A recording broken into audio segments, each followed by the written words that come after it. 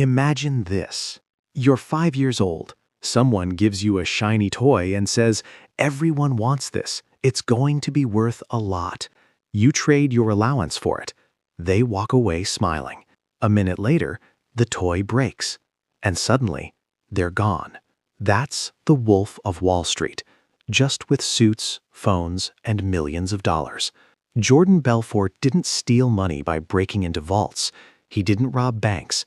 He didn't even lie in the way you expect scammers to lie. He sold stories, confidence, urgency, and he sold them so well that people begged him to take their money. This matters right now because the same trick still works. Different apps, different buzzwords, same psychology. So let's explain the Wolf of Wall Street scam like you're 5, but without dumbing it down. Here's the uncomfortable truth. Jordan Belfort became rich not by predicting the market, but by controlling who bought and who sold. In the late 1980s, Belfort was a nobody, a struggling salesman who learned one powerful lesson early. Stocks don't need to be good, they just need to sound good. Wall Street has two types of stocks, big famous ones and tiny ugly ones no one cares about. The ugly ones are called penny stocks. They're cheap, illiquid, and barely regulated, which makes them perfect. Here's how the system is supposed to work. A company sells shares. Investors buy them. If the company grows, everyone wins. Here's how Belfort's version worked. Step 1. Find a garbage company. No profits, no future, no real business. Step 2. Buy a massive chunk of its shares for almost nothing. Step 3. Call people. Thousands of people. Not with facts, with emotion. This is pre-IPO energy. This is insider level. Institutions aren't in yet, but they will be. And most importantly, you're early. Humans love being early. Early feels smart. Early feels exclusive.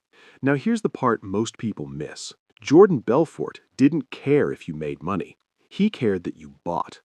Because every time someone bought, the price went up. Not because the company improved, but because demand increased. And when the price went up, he sold. Quietly, aggressively, completely. That's the dump in pump and dump. The pump is the story. The dump is the exit. And when the insiders exit, the stock collapses. Retail investors are left holding paper worth almost nothing. Now let's talk about Stratton Oakmont. This wasn't some dark basement operation. It looked legitimate. Marble floors, expensive suits, motivational speeches, chest-thumping energy. Belfort turned scamming into a culture. Young men were trained not to understand businesses, but to overcome objections. If a client hesitated, that was weakness. If they asked questions, that was fear.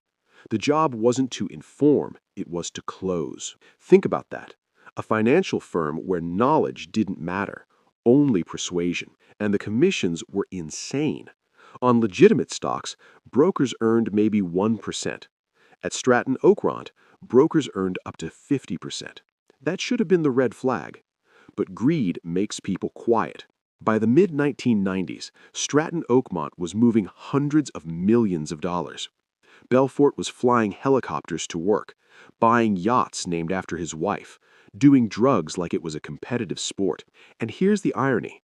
The more outrageous his lifestyle became, the more credibility he gained. People thought, he's rich, he must be good. That's not logic. That's social proof. Now let's pause and do the uncomfortable math. Imagine a penny stock at $1. Belfort's firm buys millions of shares at 10 cents. They hype it. Retail investors rush in. Price jumps to $2. Stratton sells.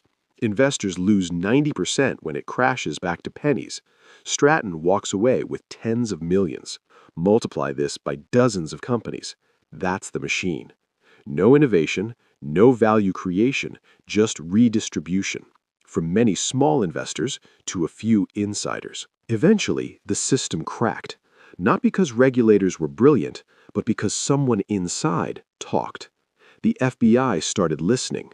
Phones were tapped. Deals were recorded. And the fantasy collapsed. Jordan Belfort pleaded guilty to securities fraud and money laundering. Now here's the part that makes people uncomfortable. He didn't get life in prison. He didn't even get decades. He served about 22 months, less time than many nonviolent drug offenders. And while victims struggled to recover losses, Belfort started his next transformation. He became a story, a best-selling book, a Hollywood movie, a charismatic anti-hero. The same skills he used to sell junk stocks, he now used to sell himself. Motivational speaking, sales training, personal redemption arcs, and the world applauded. That's not accidental. We love stories where confidence beats consequences. Where charisma rewrites history, where the villain becomes entertainment. But here's the bigger risk. Pump and dump scams didn't die with penny stocks. They evolved. Crypto coins, meme stocks, influencer-backed opportunities.